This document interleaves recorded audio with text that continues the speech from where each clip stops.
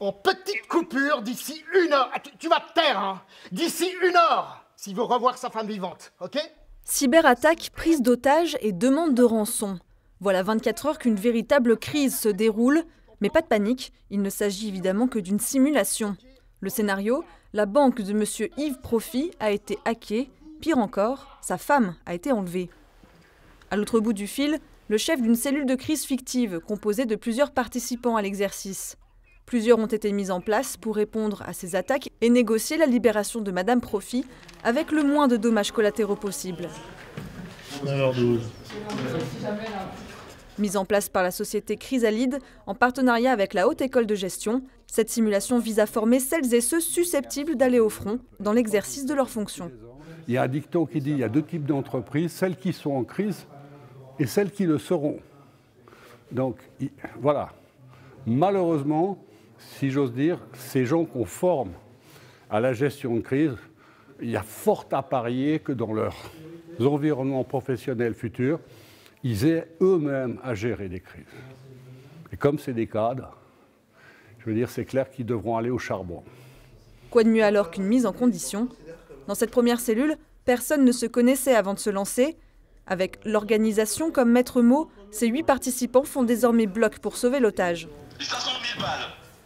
Si les sous ne sont pas là, il va arriver quelque chose de grave à Madame Profit, c'est clair?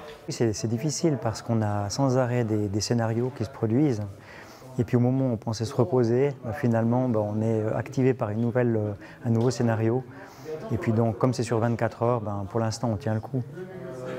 Dans la cellule adverse, là aussi la nuit a été courte, voire inexistante, mais pas de quoi entacher l'esprit de groupe. On sent les bientôt 24 heures que nous sommes là.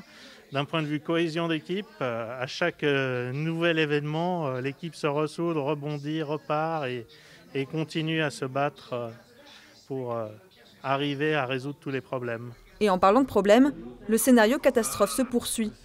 La photo d'un doigt coupé a été envoyée par email. Les participants vont devoir utiliser toutes les méthodes et outils mis à disposition par les organisateurs pour garder leur sang-froid et négocier plus encore.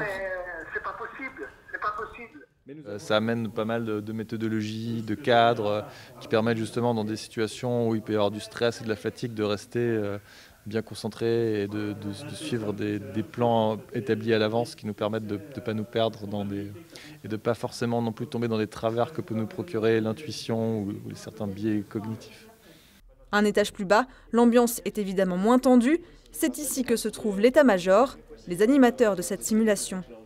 C'est depuis ce lieu que partent les informations et les attaques. C'est là aussi que l'on apprécie la gestion de crise de chaque cellule. Elles ont des approches quelque peu différentes, des manières de faire différentes, mais le résultat final est pour toutes le même et d'excellente qualité.